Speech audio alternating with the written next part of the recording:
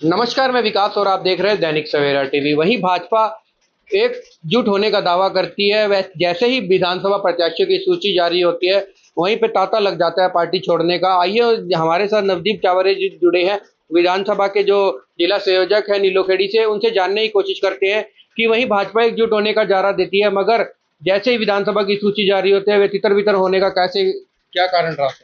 जी, विकास जी नमस्कार। पहले तो आपके चैनल के माध्यम से आपके सभी दर्शकों को मेरा नमस्कार। तो सर क्या कहना चाहेंगे, जैसे ही भाजपा की पहली सूची जारी होती है वो देखने को मिल जाता है कि लगातार जो बड़े बड़े नेता रहे सरकार में, पदाधिकारी रहे, अच्छे पद पर रहे, वो पार्टी छोड़ने का काम करते हैं और आज़ाद उम्मीदवार। वहीं बात करें करनाल विधानसभा को लेकर, पूर्व में 2 बार रेणु गोयल गुप्ता करनाल की मेयर रही है। उन्होंने भी अपने सोशल मीडिया अकाउंट पर एक पोस्ट डाला है और अपनी भाजपा पार्टी के नाराजगी जताई है, तो उस पर क्या कहेंगे सर? देखिए, कार्यकर्ता जब इच्छा रख कर के काम करता है और उसे वो इच्छा नहीं पूरी होती, तो एक बार तो उसे भी नाराज़गी दिखानी पड़ती है, क्योंकि कहते हैं कि बिना रोए तो माँ भी दूध नहीं पिलाती है। तो इसीलिए रोज़ अपने नाराज़गी दिखाना जाहिर है, अच्छा है और दिखानी भी चाहिए, क्योंकि अगर हम नाराज़गी नहीं दिखाएँगे तो हमें कोई सुनेगा भी नहीं। लेकिन उन्होंने नाराज़गी दिखाते हुए अभी तक चुनाव लड़ने की उन्होंने भी जनता के ऊपर छोड़ी है कि करनाल विधानसभा की जनता और उनके जो समर्थक है, उनको जो कहेंगे वो वैसा ही करेंगे। तो सर भाजपा पार्टी जो कहेगी वो नहीं करेंगे? कितने लंबे समय से 2 बार भाजपा पार्टी से मेयर रहे हैं। आप देखिए ना, भाजपा, मैंने एक बात आपको शुरू में बोली थी कि जो भाजपा के पक्के सिपाही हैं, जो पक्के कार्यकर्ता हैं, वो भाजपा पार्टी से कभी भी खिलाफत नहीं करेंगे। और मेयर हमारी सम्माननीय है और 2014 के चुनाव में ही वो हजका से भाजपा में आए थे और उन्होंने अपनी जो इच्छाएं थी वो मेयर बनने की वो पूरी किया है। अब उनकी इच्छा और बढ़ गई है, विधायक बनने की बढ़ गई है, तो हो सकता है भाई उनको विधायक बनना हो तो पार्टी छोड़ भी सकते हैं। तो सर वहीं बात करें, सावित्री जिंदल की बात करें, हिसार से उन्होंने पूरे पदों से इस्तीफा दे दिया बीजेपी का और कह रहे हैं कि मैं आज़ाद उम्मीदवार के तौर पर लड़ूंगे और हिसार से नामांकन भी भरेंगे वो। मैं सभी प्रत्याशियों के बारे में आपको कह रहा हूँ, यही बात कह रहा हूँ, जिनकी इच्छाएं पूरी नहीं हुई हैं, जो विभिन्न पार्टियों और संगठनों से, दलों से छोड़ करके भाजपा में अपनी इच्छाओं को पूरा करने के लिए आए थे, उनकी इच्छा पूरी नहीं हुई है, वो अपने घर वापसी कर रहे हैं। तो करें आप, निंदुखड़ी विधानसभा के संयोजक लगाए गए हैं, तो इलेक्शन का दौर है, विधानसभा का चुनावी दौर है, तो जनता के बीच में क्या मुद्दे को लेकर जाने वाले हैं आप? देखिए, जनताओं के बीच में हम लोगों ने जो 9.5 साल का मनोहर लाल जी का कार्यकाल रहा है, माननीय मुख्यमंत्री नायब सैनी जी का कार्यकाल है, जो भी जन हितैषी योजनाएं माननीय मनोहर लाल जी ने, माननीय नायब सैनी जी ने चलाई है, जो जनता के हित में काम किया है, उस सभी योजनाओं को लेकर के हम जनता के बीच में जाएंगे और जनता अच्छी तरह जानती है कि उनके लिए क्या ठीक किया है, क्या गलत किया है। जो भी योजनाएं चलाई हैं, जनता उससे संतुष्ट है और भाजपा के पक्ष में वोट दे करके भाजपा की तीसरी बार सरकार बनाने के लिए जनता तैयार बैठी है। सर विकास की बात करें तो करनाल को स्मार्ट सिटी को बनाने का दावा किया था, मगर 10 मिनट की बारिश हो जाती है, स्मार्ट सिटी की पोल खुल जाती है। विकास जी, स्मार्ट सिटी के बारे में तो आपको मैं बताऊंगा। देखिए, आप कह रहे हैं 10 मिनट की बरसात, आप पहले की 2014 से पहले देखिए, जब स्मार्ट सिटी नहीं था, भाजपा की सरकार नहीं थी, कांग्रेस की सरकार थी, आपको पता है विधायक भी कांग्रेस के थे, उस टाइम आप अपने कमेटी चौक का हाल देखिए, आपके घुटनों तक पानी भर जाता था और कई कई घंटे पानी नहीं उतरता था। मगर आज भी वही हाल है। नहीं, आज आप कमेटी चौक पर जाइए, अगर बरसात होती है, पूरी तेज से बरसात होती है, अगर पानी भरता भी है तो 10 मिनट के बाद पानी साफ हो जाता है पूरे शहर के अंदर। कहीं पे भी पानी 10 मिनट से ज़्यादा नहीं रुकता है। वो एक ओवरफ्लो के कारण पानी भरता है, आपको भी पता है, ओवरफ्लो हो जाता है तो पानी भरता है। जब इतना पानी आएगा तो एकदम से नहीं निकलता, लेकिन 10 मिनट के बाद, आप बरसात रुकने के 10 मिनट के बाद वहाँ से पानी बिल्कुल साफ हो जाता है। मगर बात करते हैं आप, बिना भाजपा दावा करती है सबके साथ सबके विकास की बात करती है, बिना खर्चे बिना पर्ची के दावा करती है, मगर हरियाणा में बात करें तो युवाओं के भविष्य से खेल रही है। 65 पेपर लीक हो जाते हैं, हरियाणा का युवा बेरोजगारी एक चरम सीमा पर है, हरियाणा का युवा बाहर की तरफ पलायन करने पर मजबूर है। देखिए, आप बात कर रहे हैं बिना खर्चे और बिना पर्ची की। आपके एक मौजूदा विधायक भी हैं राम कुमार कश्यप जी, उन्होंने ये भी बयान दिया कि हम सबको नौकरी नहीं दे सकते, फिर सरकार बड़े बड़े दावे क्यों करती है? देखिए, हमने एक पोर्टल बनाया कौशल रोजगार का।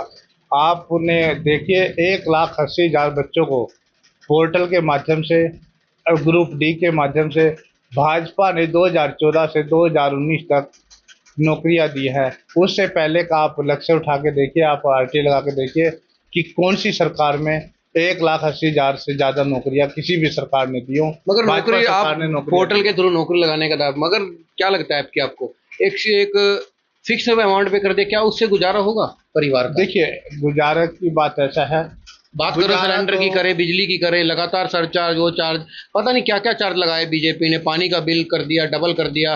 300 यूनिट फ्री करने की दावा करती थी, वो कहाँ गई? सस्ते सिलेंडर मिलेंगे, कहाँ गई वो बातें? अभी चुनाव का दौर है, फिर सिलेंडर महंगा कर दिया, पेट्रोल महंगा कर दिया। आप महंगाई की बात कर रहे हैं। आप एक बात बताइए, जब किसान अपने खेत से टमाटर बेचता है, अगर किसान का टमाटर सही मूल्य पे ना लिया जाए, एमएसपी पे ना लिया जाए, किसान आंदोलन करता है। अब जो सामान किसान से या कोई भी किसी भी तरीके का उत्पादन करता है, कोई भी दूध है, किसी भी तरीके का कोई मैन्युफैक्चरिंग कर रहा है, अगर उसके सही मूल्य ना लिया जाए तो आप लोग वहाँ पे देखिए धरना होता है। अगर उसका सामान सही मूल्य पे लिया गया तो उसको सही मूल्य पे दिया जाएगा। अगर आप फ्री की बात करते हैं, अगर बिजली को फ्री दी जाए या सब कुछ फ्री किया जाए, शिक्षा फ्री की जाए, तो इसका कर्जा किसके ऊपर पड़ेगा? हर देश के हर नागरिक के ऊपर उसका कर्ज पड़ता है। चाहे सरकार आज फ्री कर दे, 10 साल बाद 5 साल बाद जब सरकार जाती है तो वही वो बात कर्ज करें तो वही का दिल्ली वही में आम पड़ा आदमी रहता है। पार्टी की सरकार है और पंजाब में भी आम आदमी पार्टी की सरकार है। महिलाओं को 1,000 वो देती भी है, बसों में फ्री भी महिलाओं के लिए। चाहे दिल्ली की बात करें, एजुकेशन भी फ्री है। मगर यहाँ तो भाजपा सरकार हरियाणा में स्कूल बंद करने की तादाद पर है, टीचर ही नहीं है पढ़ाने के लिए स्कूल में। ऐसा नहीं है, शिक्षक है। जिन स्कूलों में बच्चों की संख्या कम है, जिन स्कूलों में 20 से 25 बच्चे हैं और वहाँ पे स्कूलों में संख्या कम है, तो उन स्कूलों को दूसरे स्कूलों में करके एक क्लास में कम से कम 20 से 25 बच्चे हों, ताकि उनको पढ़ाया जा सके, अच्छी शिक्षा दी जा सके और उनके ऊपर ज़्यादा ध्यान दिया जा सके। इस व्यवस्था के साथ ही लोग सरकार ने स्कूलों को डिवाइड करने का काम किया है। सर 2014 की बात करें, भारत के प्रधानमंत्री नरेंद्र मोदी की रेवाड़ी में एक रैली थी और किसानों को संबोधित करा था। उन्होंने कहा था अगर मैं देश का प्रधानमंत्री बनता हूँ तो जैसे ही मैं प्रधानमंत्री बनूंगा तो स्वामीनाथन रिपोर्ट लागू करूंगा। मगर स्वामीनाथन रिपोर्ट नहीं लागू, 3 काले कानून और ले उनके खिलाफ 1 साल किसान आंदोलन चला, 750 से ज़्यादा किसान शहीद हो गए। जैसे ही यूपी का इलेक्शन होता है वो वापस ले जाते हैं और किसानों के चुप्पी साझी। आज भी 200 से ज़्यादा दिन हो गए हैं, शंभू बॉर्डर पर किसान बैठे हैं। मगर हरियाणा भाजपा सरकार है जो दिल्ली की तरफ जाना चाहते हैं, उन्हें जाने नहीं दे रही है। हाई कोर्ट का ऑर्डर हो चुका है, सुप्रीम कोर्ट का ऑर्डर हो चुका है। क्या क्या कारण है? भाजपा भुखलाई हुई है किसानों से। माननीय प्रधानमंत्री जी ने 2014 में जो स्वामीनाथन आयोग की रिपोर्ट लागू करने का वादा किया था, उसमें से 3 ये कानून उसी में से लागू हुए थे। ये काले कानून नहीं थे, इनको अभी उन्होंने समझा नहीं था। किसानों के हक में ये कानून थे। अगर किसान इस कानून को मानता तो उनकी आय में वृद्धि होती और उनको ही फैसिलिटी सारी मिलती, लेकिन उन्होंने इन कानून को नहीं माना। उन्होंने आड़तियों के साथ बंधा रहने का। मगर आप 3 काले कानून की बात करें, बिहार में एक बार एमएनएसपी लागू हो चुका था। वहाँ का जो छोटा किसान था वो तो पलायन कर चुका है वहाँ से। आज यहाँ पर पंजाब हरियाणा के यहाँ पर नौकरी करने के लिए आया हुआ है। देखिए, आप छोटे किसान की बात करें जिसके पास 1 या 2 किले की ज़मीन है, 1-2 एकड़ ज़मीन है, उसमें खेती नहीं होती है, उसमें वो अपने घर का गुजारा करता है। लेकिन क्या होता है कि जो बड़ा किसान है, बड़े किसान को आड़तियों के मजबूर रहना पड़ता है। छोटा किसान भी अपनी ज़मीनों को गिरवी रख करके आड़ती के पास बैठा होता है। उसको हर महीने 100, 50, 500, 1000 वो आड़ती से लेता रहता है और जो कमाई होती है वो सारी आड़ती खा जाता है। उसकी सारी कमाई ब्याज में चल जाती है। उसी को देखते हुए ये कानून बनाए थे, उनको फैसिलिटी दी थी, उनको बीमा करके दिया था। उनकी फसल मेरी फसल मेरा ब्यौरा, मेरी फसल मेरा बीमा, ये योजनाएं चलाई थी। वो किसानों के हक में चलाई थी और वो किसानों के लिए फ़ायदेमंद भी साबित होगी। सर एक आखिरी सवाल हो रहा है हमारा आपका।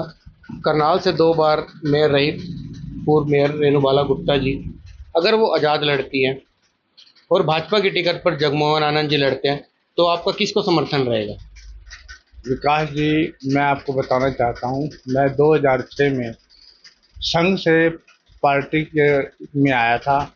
और उस टाइम पार्टी से बीजेपी को लोग ये कहते थे भाई इनकी तो सरकार भी कभी नहीं आनी है, आपने किस पार्टी को ज्वाइन कर लिया। मैं भारतीय जनता पार्टी का एक सच्चा सिपाही हूँ। जहाँ पे भी पार्टी का कमल का फूल होगा मैं उनके साथ खड़ा हूँगा, चाहे इसमें कोई भी व्यक्ति हो। मेरे लिए व्यक्ति विशेष कोई मायने नहीं रखता। मैं सिर्फ कमल के फूल को देखता हूँ, मेरी अपनी पार्टी को देखता हूँ। मैं अपनी पार्टी के साथ हूँ, चाहे व्यक्ति कोई भी हो।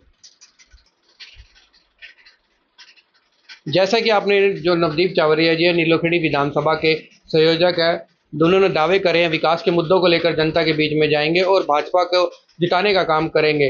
दैनिक सवेरा से विकास कुमार की रिपोर्ट। देश दुनिया की हर खबर सबसे पहले देखने के लिए फॉलो करें Dainik Savera TV, YouTube, Facebook, Instagram, X और व्हाट्सएप चैनल पर।